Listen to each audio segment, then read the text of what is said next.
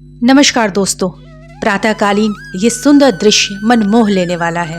वहीं जैसे जैसे दिन चढ़ता जा रहा है, वहीं धूप के साथ श्रद्धालुओं की संख्या भी बढ़ती जा रही है। सच माने तो प्रयागराज का हाल बिल्कुल बारिश के मौसम जैसा हो गया है। कभी भी भीड़ खाली हो जा रही है और कभी भी लाखों भक्तगण, लाखों श्रद्धालु एक साथ दिखाई पड़ रहे हैं। इसलिए ये कह पाना बहुत ही मुश्किल है कि कब भीड़ मिलेगी और कब नहीं मिलेगी। लेकिन अगर आप बहुत सुबह सुबह यानी सूर्योदय से पहले अर्ली मॉर्निंग यहाँ आते हैं तो आपको बहुत कम भीड़ देखने को मिलेगी और बहुत कम समय में ही आप त्रिवेणी संगम तट तक जाकर अपना स्नान पूरा कर पाएंगे और तीर्थराज प्रयाग के अन्य मंदिरों के दर्शन भी बहुत ही आसानी से कर पाएंगे अगर आप सुबह सुबह यहाँ पे आते हैं। अब वीडियो के अंत में मैं आपको बताऊंगी कि ऐसा कौन सा काम करें जिससे आपको महाकुंभ यात्रा का 10 गुना फल प्राप्त हो। देखिए, इस तरह से रैन बसेरा जगह जगह आपको कुंभ क्षेत्र में दिखाई देंगे, संगम क्षेत्र में दिखाई देंगे, जिसके लिए आपको आधार कार्ड की ज़रूरत पड़ेगी। आधार कार्ड दिखाने पर यहाँ पर आपको आराम से जगह मिल जाएगी। अब ये रहा संगम क्षेत्र, स्नान घाट। देखिए लोगों की भीड़।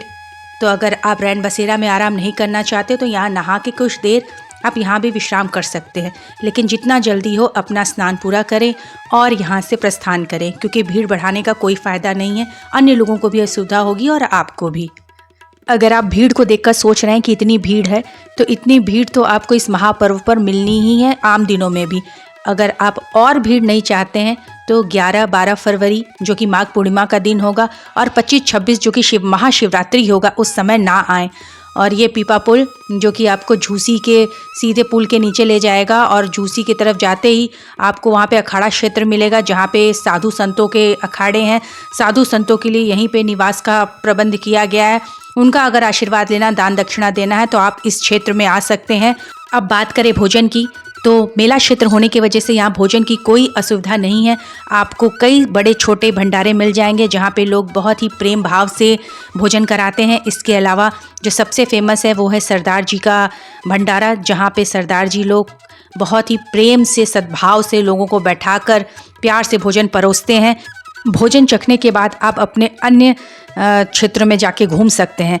अब ऐसा कौन सा उपाय करें जिससे हमारे महाकुंभ की यात्रा, इस पवित्र प्रयागराज तीर्थराज की यात्रा का 10 गुना फल प्राप्त हो।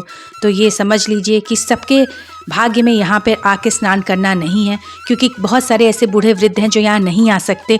तो उनके लिए आप गंगा जल लेकर जाएं और ऐसे किसी 10 व्यक्तियों को गंगा जल दें जो यहाँ आने में सक्षम नहीं हैं।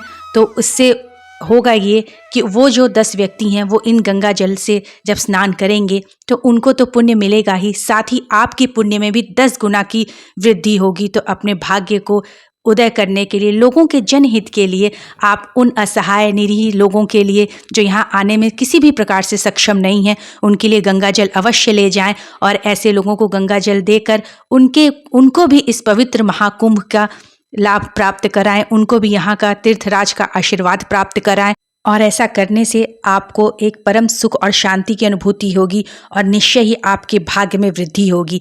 वीडियो देखने के लिए बहुत बहुत धन्यवाद।